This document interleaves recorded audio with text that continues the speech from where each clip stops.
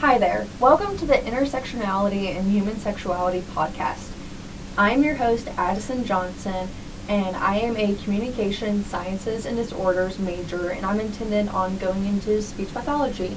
And I'm joined here with my other host. My name is Alyssa Perry. I am a Spanish and psychology double major with a minor in human development and family science, and I intend to become a bilingual therapist. The goal of our podcast today is to bring awareness to the mistreatment that racial and gender minorities face, including discrimination under school dress codes and the implicit biases and other factors that lead to greater maternal mortality rates. Yeah, and so I was analyzing some literature, and I found out that school uniforms and dress codes really negatively impacted different minorities. And the main two minorities that I saw it negatively impacting was the transgender community and Black females. So focusing on the first topic, it was shown that there was a negative impact on the mental health of transgender students when compared to their cishet counterparts. So a transgender person is somebody who does not identify with their at-birth sex.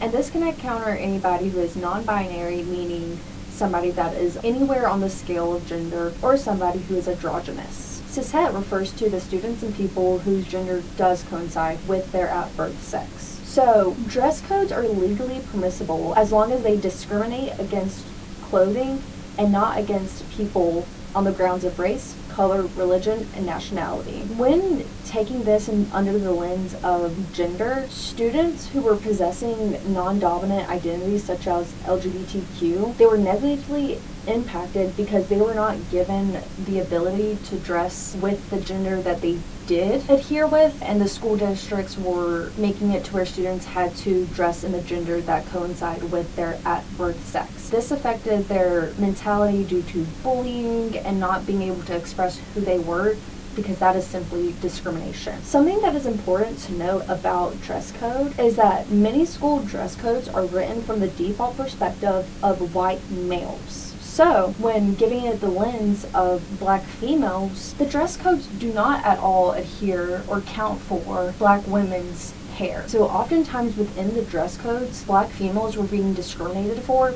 because of their hair and for their clothing. So like we said before, dress codes are legal as long as they do not discriminate against people of color or religion. But a big thing about religion and culture is the fact that clothing does hold identity. People show their identity through clothing. So by restricting clothing and discriminating against specific clothing, you are discriminating against different minorities. And students do not need to be objectified and subjectively disciplined due to a code that is already adhering to the white male perspective. We need to allow for transgender students and Black females to be able to go to school and feel comfortable in what they're wearing and valued. So that is some stuff that I just found within my own literature.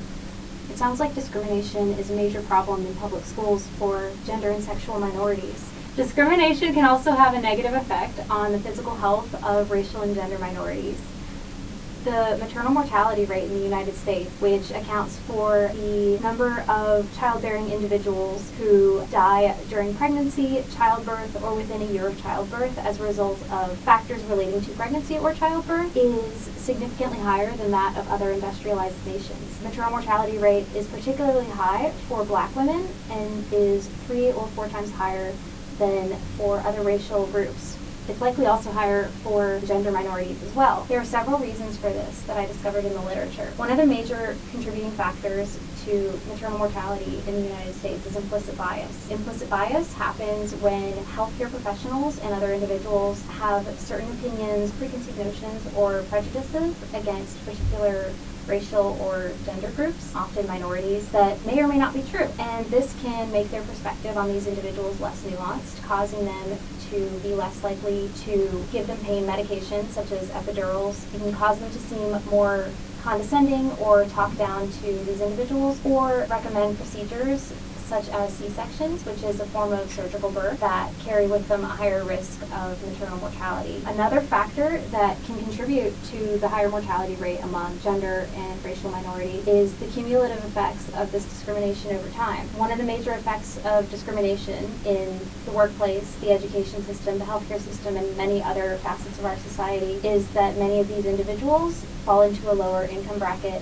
or even in poverty. And therefore, because medical care in the United States is not a universal system, they are reliant on our public insurance system, which is called Medicaid, and only covers individuals for 42 days following childbirth. This is a major problem as maternal mortality can occur within a year of childbirth, so naturally Medicare should be extended through the year to cover any issues that a new parent may have within a year of childbirth. Yeah, thank you so much, Alyssa. That insight is very helpful for understanding how different minorities are impacted within America, whether it via dress codes or even medical care during the pregnancy process. There are so many ways we can help with this situation. We can write to our governors and state representatives to advocate for changes in access to healthcare and the medical system, and we can speak with universities and other programs that train future healthcare professionals and advocate for training in communication skills and implicit bias, so that people are more aware of how they're treating others. Yeah, I think those are perfect suggestions. And when it comes to like school uniforms and dress code,